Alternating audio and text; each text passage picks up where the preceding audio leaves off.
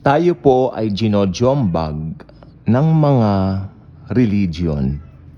Sapagkat sa religion, kailangan mo munang gumawa ng mabuti ka para ikaw ay pagpalain. Do this, do that, do. Maka-copyright claim pa. Okay, sa ating mga Kristiyano, sa mga born again Christians, ito lang pong sasabihin ko. Dan, dararan. O, diba mas maganda? Nasa kanila po yun. Alam po ba ninyo kung ano pong binabato sa ating mga Kristiyano, tatapunan ka ng mga pangit na komento? Okay lang yon. Walang problema sa akin yon. Ang problema, yung mga hindi naniniwala sa grace. Bakit gusto mo pang i-involve ang iyong sarili? Samantalang umuulan ng mga talata sa Biblia, partikular sa New Testament, bagong tipan, na nagsasabi na pinawalang bisa na lahat ng batas. Pag pinawalang bisa, may bisa pa ba? Abay, wala na. Ito po ay tinupad na po ng Diyos na naging tao. Ang Diyos ng mga Diyos, ang God of Gods na si Jesus. Ito po ay natupad niya nang siya ay nakapako sa cross. Sabi niya, it is finished. So, anong ibig mo sabihin sa naganap na? Tapos na. Ang gusto nilang palabasin ng iba, tinatapos pa rin hanggang ngayon. Sabi ng iba, up to now, it's not yet finished. Wala po kayong mababasa sa Bible na ganon. Sapagkat, mga Bibles po natin, alam po ninyo magkahiwalay pong mga verses po ito, magkahiwalay po. Pero nasa isang book po siya, nasa Ephesians. Ephesians po napakamakapangyarihan ng aklat na ito. Bukod sa Galatians at sa Romans, alam po ba ninyo ang Book of Romans at Book of Galatians ang masterpiece ni Paul?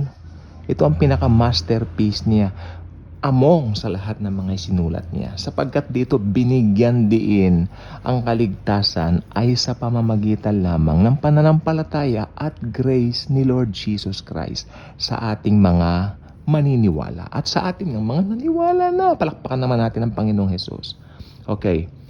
Unahin natin Ephesians chapter 1 verse 7. Okay.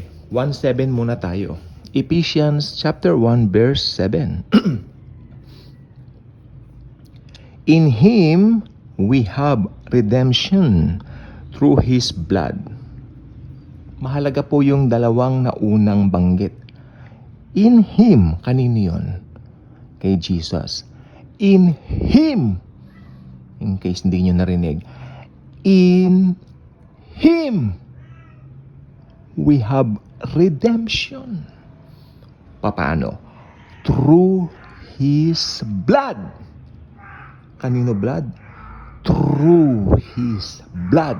Alam nyo, pag nagbabasa tayo ng Bible, wag natin bilisan. Namnamin natin ang sustansya nito. In Him, we have redemption through His blood. Maliwanag po yan, the forgiveness of sins in accordance with the riches of God's grace. Pagkaganda-gandang scripture at talata at verse nito, ang yaman sa biyaya ng Panginoong Hesukristo.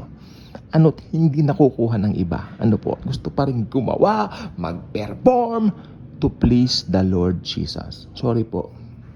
Wala pong mangyayari. Ipiperform nyo man lahat. The best performance of your life. Wala rin pong mangyayari. Okay. Sabi ko po may pangalawa tayong talata. Pero mas marami-rami ito ng konti. Same book. Sa Ephesians chapter 2 verses 8 to 9. Malamang ito po ay napaka-familiar na po sa ating lahat.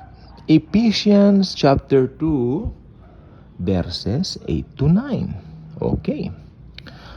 For it is by grace you have been saved through faith, and this is not from yourselves.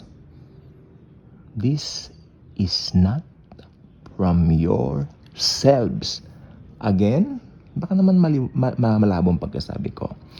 This is not from yourselves.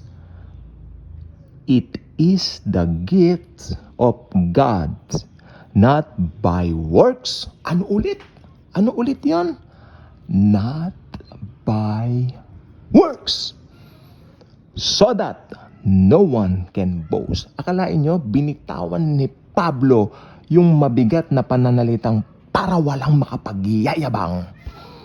So, ibig sabihin, if you are boasting doon sa pwede mong gawin sa Diyos, pwede mong gawin sa Lord Jesus na mga gawa, ganito, ganun, mayabang ka pala pag ganun. Pero tanungin ko po kayo, pwede po ba tayo magyabang? Yung magandang paraan ng pagyayabang, opo. Pero, ang ipagyayabang natin, si Jesus. Ako mayabang po ako. Mayabang ako. Pinagyayabang ko si Jesus. Ang pagmamahal sa akin ni Jesus. Yung pinatawad ni Jesus, lahat ng kasalanan ko, past, present, future. Pinatawad ako. Inialay niya ang buhay niya. Namatay siya para sa akin. Niyakap ako ng Panginoong Hesukristo. Bumuhos ang dugo ng Diyos dahil sa akin. Napakagandang i-claim yan ng bawat born-again Christians. At kung hindi pa born-again Christians, manampalataya lang kayo. Ito po ang sabi, maliwanag sa Ephesians chapter 2, 8-9. Babasahin ko na po ng diretso. Sa pagkatapos na yung pagpapaliwanag ko, if you wish to heard it again, you can, repeat this video as often as you wish.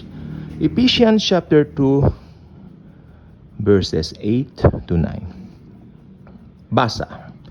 For it is by grace you have been saved, through faith. And this is not from yourselves. It is the gift of God, not by works, so that no one can boast. Paul knew, really, the Apostle Paul knew, mayabang ang tao. Magyayabang ka lang kapag nalaman mo na may pwede kang gawin sa Diyos. Ayan ang sabi ni Paul. Huwag kayong magagalit sa akin. If you have a doctrine na taliwas dito sa katotohanan ito, huwag kayong magagalit sa akin. How about accepting it wholeheartedly in your hearts? Pakumbaba po kayo. Buksan ninyo sa gospel ni Jesus ang mga puso ninyo. Walang ibang daan tungo sa gloria maliban sa Panginoong Hesukristo. Hindi yung mga ginagawa natin, pagbibigay natin ng good works, or should I say, mga good deeds sa mga nangangailangan, like yung mga dito lang po, dumaan ka lang sa Quiapo, nagbibigay ka ng pera, ng limos, di ba? Dumaan ka dito sa may recto, marami dyan ng mga namamalimos, di ba? Hindi po nakukuha dyan. So sad. So sad. Wala po ako sa mood mahal ko po kayo.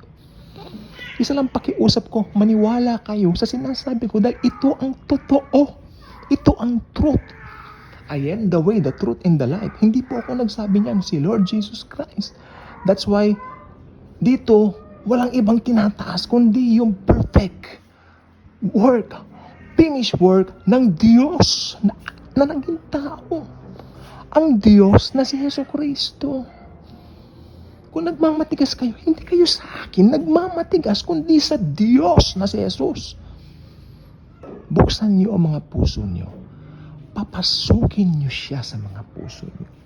Kung humble kayo, if you're humble enough to receive the God of gods, the God of the Milky Way, the God of the galaxy, the Lord Jesus Christ. Oh my Lord, thank you Jesus. I love Jesus because He first loved me. If you wish to accept Him now, let me lead you sa simpleng panalangin ito. Panginoong Jesus, alam kong mahal mo po ako. namatay po kayo sa krus ng Kalbaryo para bayaran ang lahat ng kasalanan ko, past, present, at future. Lord Jesus, I receive you into my heart and into my life right now. Be the driver and the pilot of my life from now on. Lead me, Panginoon. Dalhin mo ko sa mga places na gusto mong pagdalahan sa akin, kung saan pwede ako magpatutuo ng ebanghelyo mo, ng ginawa mo sa krus ng Kalbaryo. Pinapapasok kita ngayon sa buhay ko, Lord Jesus, as my very, very, very own personal Lord and Savior. My own possession.